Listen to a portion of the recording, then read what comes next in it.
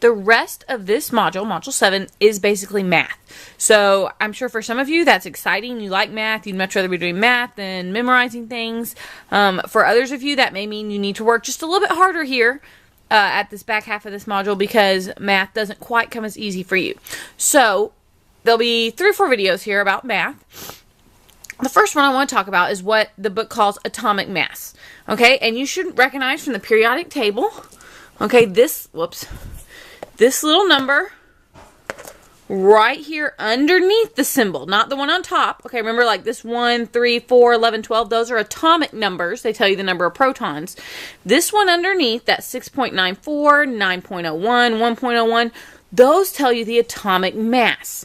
Okay, and the atomic mass can actually mean 2 different things. So we're going to start by looking at the first one in this video, and a couple videos later we'll look at the second one.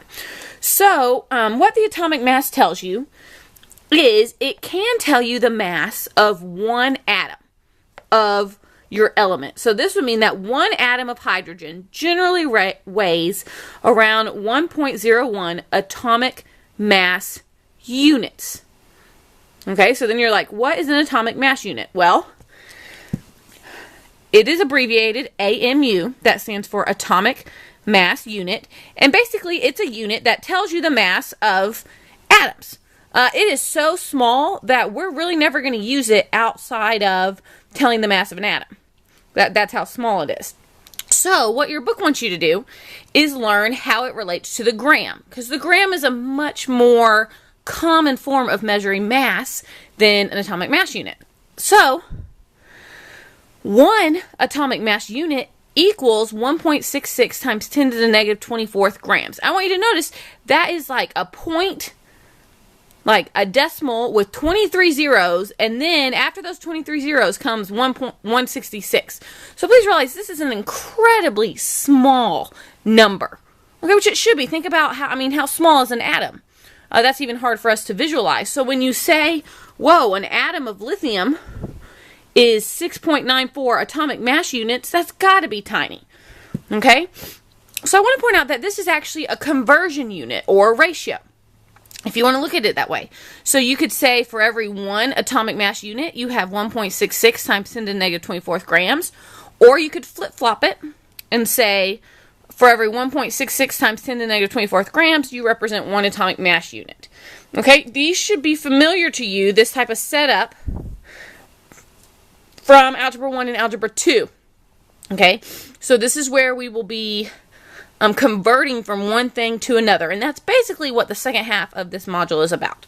So let's look at a problem. It says, what is the mass of 1 oxygen atom in grams? Okay, well, it hasn't given me any numbers to work with, but remember, your best friend up here, periodic table, I can go look up the mass of 1 oxygen atom. So I go to O, and I see that it says 16.0. So remember, that 16.0 represents atomic mass units. When it's talking about one single atom, the AMU tells you the mass of one atom. So if I have 16.0 AMU, I want to know what does that equal in grams. Okay, so just like in algebra, what you want to cancel out goes on bottom. So I'm trying to cancel out AMU, and I'm trying to change to grams. So I'm going to be using this conversion factor with the grams on top. So 1.66 times 10 to the negative 24th over 1.000. Whoops, I put an extra 0. That's fine. AMU. And remember, you want to multiply. Basically, this is just a fraction, so you're multiplying across the top and then dividing across the bottom.